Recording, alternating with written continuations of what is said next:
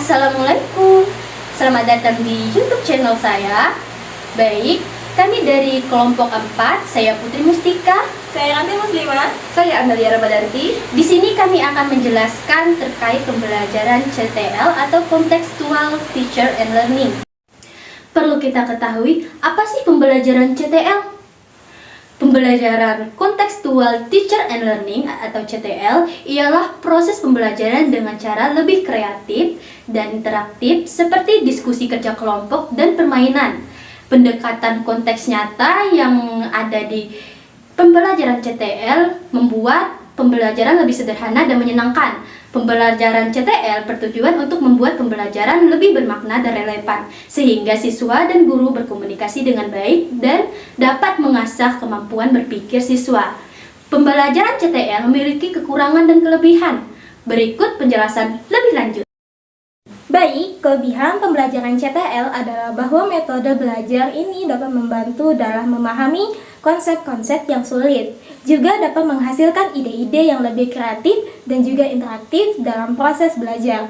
Pembelajaran CTL juga dapat membantu dalam membina hubungan yang lebih baik antara guru dan siswa, karena metode ini dapat membantu para siswa untuk lebih aktif dalam proses belajar dan juga memberikan kesempatan lebih untuk berkomunikasi dengan guru dan juga sesama teman sekelas. Adapun kekurangan dari pembelajaran CTL adalah bahwa metode ini membantu lebih banyak waktu daripada metode belajar yang lainnya, karena metode ini lebih interaktif dan juga kreatif yang pada akhirnya membutuhkan lebih banyak waktu daripada metode belajar yang kurang interaktif.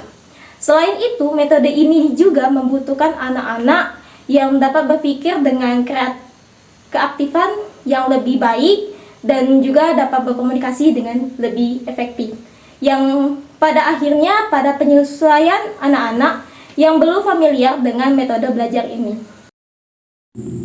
Berikut komponen utama dalam pembelajaran CTL.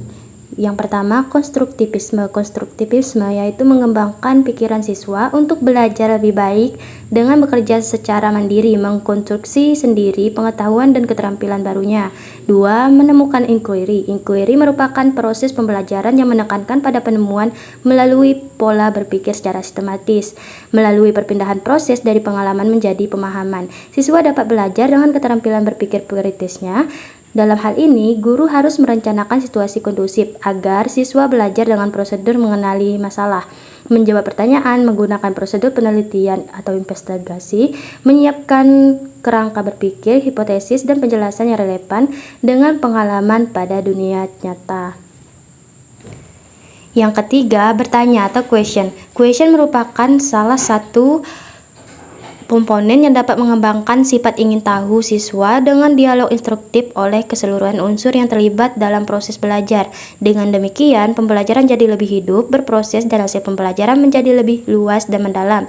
Dengan bertanya, dapat mendorong siswa untuk selalu menjadi bersikap menolak suatu pendapat, ide, atau teori secara mentah, yang kemudian memancing rasa ingin mengetahui dan mendalami curiosity berbagai teori dan dapat membuat siswa untuk mempelajarinya lebih jauh. 4. Masyarakat belajar atau learning community. Learning community adalah pembelajaran yang didapat dari berkolaborasi dengan orang lain. Dalam pembelajaran ini selalu dilaksanakan belajar secara berkelompok dengan anggota yang heterogen. Siswa yang pandai akan mengajari yang lemah. Siswa yang sudah tahu akan memberitahu pada yang belum mengetahui, dan seterusnya. Dalam prakteknya, terbentuklah kelompok-kelompok kecil. Kelompok besar mendatangkan ahli ke kelas, berkolaborasi dengan kelas paralel, bekerja kelompok dengan kakak kelas, hingga berkolaborasi dengan masyarakat. 5. Permodelan atau modeling. Dalam pembelajaran tentunya ada model yang dapat dicontoh oleh siswa. Terkait hal ini, model bisa berupa cara mengoperasikan, cara melempar atau menendang bola dalam olahraga, cara melafalkan kata dalam bahasa asing, atau contoh cara mengerjakan sesuatu. Ketika guru sanggup melakukan sesuatu, maka siswa akan berpikir sama, yaitu bahwa mereka juga bisa melakukannya. 6. Refleksi atau reflection. Reflection merupakan suatu upaya untuk melihat, mengorganisir, menganalisis, mengklarifikasi, dan mengevaluasi hal-hal yang sudah dipelajari oleh peserta didik untuk merealisasikannya pada setiap akhir pelajaran.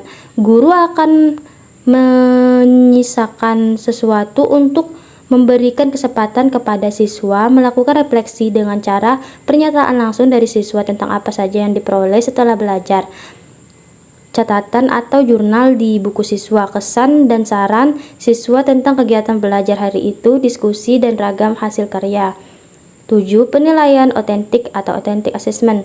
Untuk mengukur hasil pembelajaran selain dengan tes, harus diukur juga dengan authentic assessment yang dapat memberikan informasi secara akurat tentang apa yang benar-benar diketahui dan bisa dilakukan siswa atau tentang kualitas program pendidikan. Penilaian autentik adalah proses pengumpulan beragam data untuk melukiskan perkembangan belajar siswa. Data tersebut berupa hasil tes tertulis, proyek atau laporan kegiatan, karya siswa, performance atau penampilan presentasi yang dirangkum dalam portofolio siswa. Langkah-langkah pembelajaran CTL. Yang pertama, kembangkan pemikiran bahwa peserta didik akan belajar dengan lebih bermakna secara sendirinya, serta mengkonstruksi sendiri pengetahuan dan keterampilan baru mereka. 2. Laksanakan sejauh mungkin inquiry untuk semua tema atau topik. 3. Kembangkan sifat ingin tahu siswa dengan bertanya. 4. Ciptakan masyarakat belajar atau belajar dalam kelompok. 5. Hadirkan model sebagai contoh pembelajaran. 6. Lakukan refleksi di akhir pertemuan. Lakukan penilaian yang sebenarnya dengan berbagai cara. Oh iya, ada lagi nih contoh penerapan contextual teacher and learning. Yuk kita simak.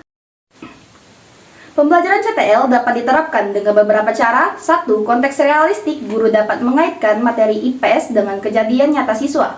2. Kegiatan lapangan, misal dalam pembelajaran sejarah dalam IPS siswa dapat mengunjungi museum atau tempat bersejarah. 3. Pertanyaan berbasis konteks, guru merencanakan pertanyaan yang menuntut siswa untuk berpikir kritis dalam kehidupan sehari-hari.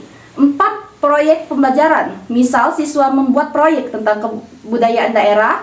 5. Belajar sambil bermain, misal menggunakan media disusun-susun gambar sesuai dengan penjelasannya mendukung keaktifan siswa. 6. Kerja kelompok, membantu siswa berinteraksi dan lebih aktif dalam berdiskusi, menyelesaikan masalah bersama teman sekelompoknya. Jadi, setelah kita cerna dari penjelasan teman-teman tadi, kesimpulan dari pembelajaran contextual teacher and learning yaitu proses pembelajaran yang memfokuskan pada keaktifan siswa dan kemampuan berpikir kritis siswa agar tidak membosankan, namun penerapan metode pembelajaran CTL ini sangat memakan waktu yang banyak. Sekian dari kami, saya Putri Mustika. Saya Rani Muslimah. Saya Amelia Ramadanti. Pamit undur diri. Wassalamualaikum warahmatullahi wabarakatuh.